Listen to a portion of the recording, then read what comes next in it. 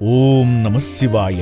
సొంతవారంటూ ఎవరూ లేక అనాథలుగా మారి ఆకలి దప్పులతో జీవిస్తున్న 500 మంది అనాథలకు పునర్జన్మనిచ్చిన చౌటుప్పల్లోని అమ్మానాన్న అనాథ ఆశ్రమాన్ని ఒక్కసారి సందర్శించండి.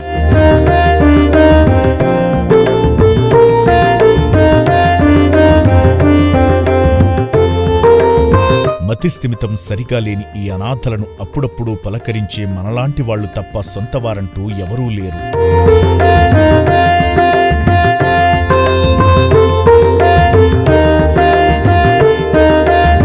మూడు పూటలా 1500 మందికి అన్నదానం చెయ్యాలంటే ఎంత కష్టమో తెలియంది కాదు.